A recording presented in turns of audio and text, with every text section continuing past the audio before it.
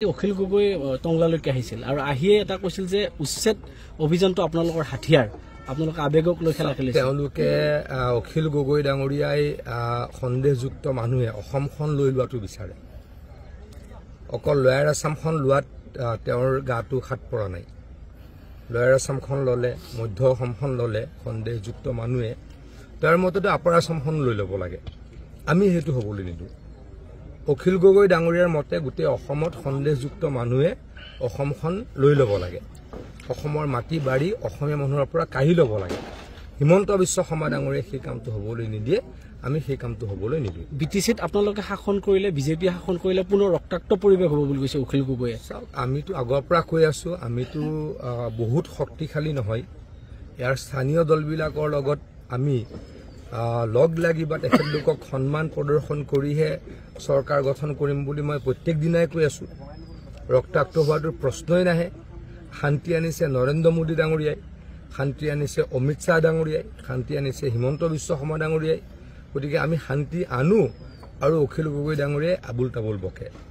আচলতে অখিল গগৈ ডাঙৰীয়াৰ অলপ কষ্ট হৈ আছে কাৰণ সন্দেহযুক্ত মানুহক অসমৰ যিকোনো স্থানৰ পৰা খেদিবলৈ অসমীয়া জাগ্ৰত হৈছে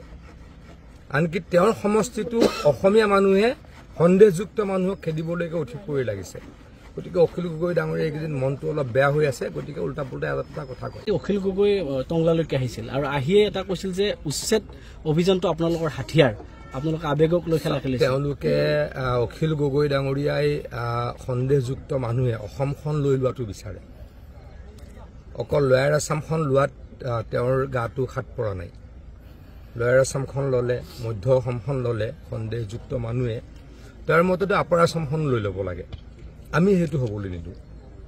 অখিল গগৈ ডাঙৰীয়াৰ মতে গোটেই অসমত সন্দেহযুক্ত মানুহে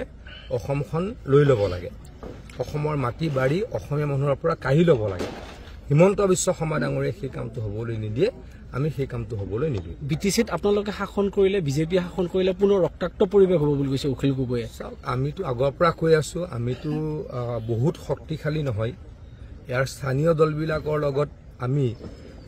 লগ লাগি বা তেখেতলোকক সন্মান প্ৰদৰ্শন কৰিহে চৰকাৰ গঠন কৰিম বুলি মই প্ৰত্যেক দিনাই কৈ আছো ৰক্তাক্ত হোৱাটো প্ৰশ্নই নাহে শান্তি আনিছে নৰেন্দ্ৰ মোদী ডাঙৰীয়াই শান্তি আনিছে অমিত শ্বাহ ডাঙৰীয়াই শান্তি আনিছে হিমন্ত বিশ্ব শৰ্মা ডাঙৰীয়াই গতিকে আমি শান্তি আনো আৰু অখিল গগৈ ডাঙৰীয়াই আবুল তাবুল বকে আচলতে অখিল গগৈ ডাঙৰীয়াৰ অলপ কষ্ট হৈ আছে কাৰণ সন্দেহযুক্ত মানুহক অসমৰ যিকোনো স্থানৰ পৰা খেদিবলৈ অসমীয়া জাগ্ৰত হৈছে আনকি তেওঁৰ সমষ্টিটো অসমীয়া মানুহে সন্দেহযুক্ত মানুহক খেদিবলৈকে উঠি পৰি লাগিছে গতিকে অখিল গগৈ ডাঙৰীয়া এইকেইদিন মনটো অলপ বেয়া হৈ আছে গতিকে উল্টা পুল্টা এটা কথা কয়